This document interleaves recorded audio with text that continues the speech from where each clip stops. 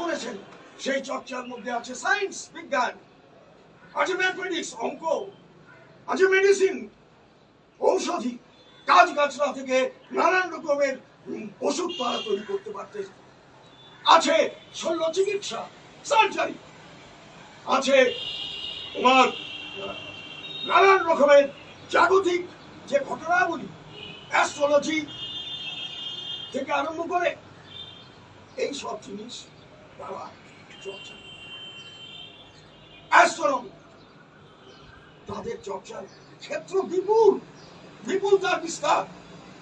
এমনকি শূন্য থেকে যে ভূগোল, এও তাদের চর্চার মধ্যে ধরা পড়েছে।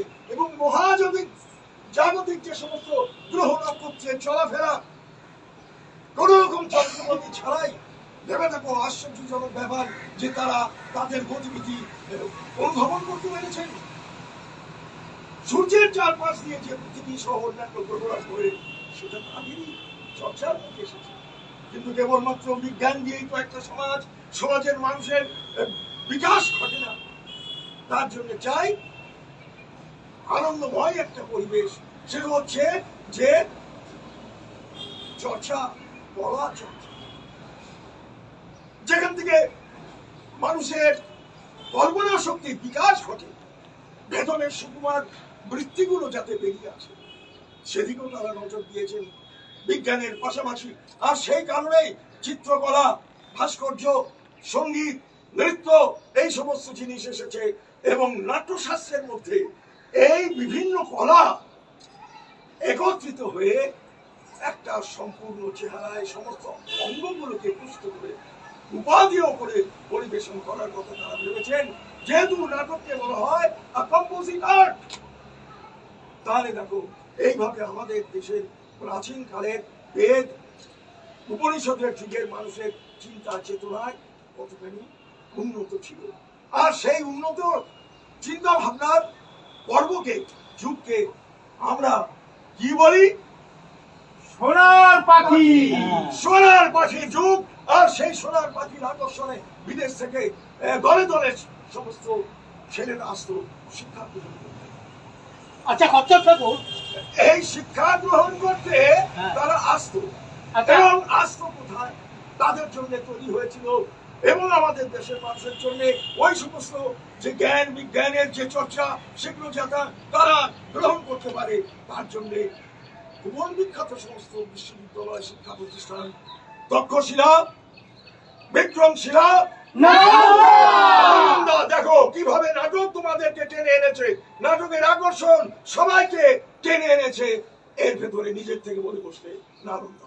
তো এই সমস্ত শিক্ষা ক্ষেত্রে তারা শিক্ষিত হয়ে তারা নিজেদের দেশে ফিরে যেত। কি যেন বলছিলে? আচ্ছা, আমাদের এই যে শিল্পকলা বিদেশ থেকে যারা আসছে তাদের আমরা শেখাতে যাবো কেন? না না, কেন শেখাবে? সেটাই তো হলো ভারতের বড় গর্বের জায়গা, আমাদের গর্বের জায়গা। আমাদের দেশ এক মহান আদর্শের দ্বারা অনুপ্রাণিত। তারা তার অন্তর থেকে সেটাকে গ্রহণ করেছে। সেই সেই সেই যে মহান আদর্শ, সেটা হলো বসুধৈব কুটুম্বকম, যার অর্থ হলো যে এই পৃথিবী হলো একটি পরিবার। The world is a family and we are all members of that family. আমরা সেই পরিবারের এক একজন সদস্য। ভাগ নেই, ভেদাভেদ নেই, তাই এই সমস্ত আদান প্রদান। মনে পড়েছে আমার সেই করোনার সময়কার কথা মনে পড়ে গেল। এই বছর কয়েক আগে আমাদের এই দেশ তথা পৃথিবী যখন সম্পূর্ণ করোনায়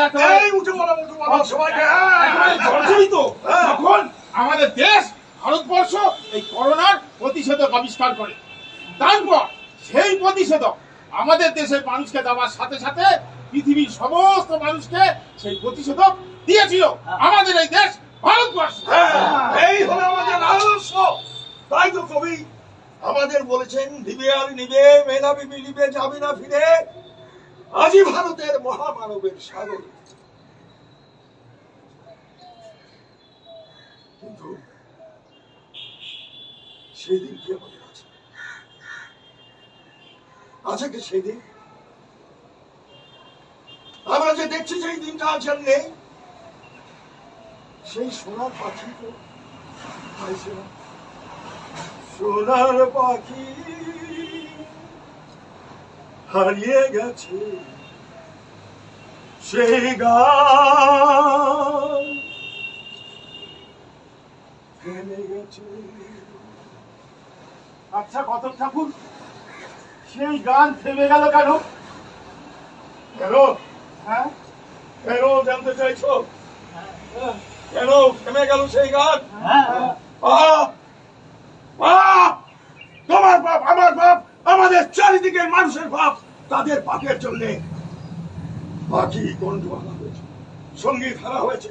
আমাদের লোভ, আমাদের লালসা, আমাদের ঈর্ষা, পরশ্রী কাতরতা, আমাদের নারী জাতিকে অসম্মান, আমাদের ভ্রূণ হত্যা, আমাদের পণ প্রথা, কুসংস্কার, প্রান্তিক মানুষ, দূরের মানুষ, তাদেরকে ঠেলে ফেলে দেওয়া, দূরে সরিয়ে দেওয়া, এই সমস্ত অজস্র পাপের কারণে আজ আমাদের বাকি সঙ্গীত হারা হয়েছে।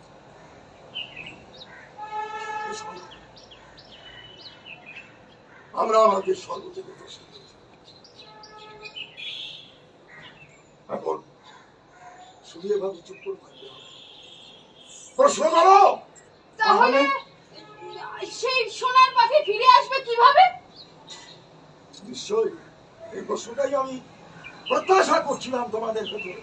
তার মানে নাটকটা তোমাদের মধ্যে ঢুকেছে, তোমরা বুঝতে পেরেছো যে আমরা আমাদের দেশ যে উচ্চতায় ছিল, আমরা সেখান থেকে তার পতন হয়েছে, আমরা সেই উচ্চতায় আমরা ফিরে যেতে চাই।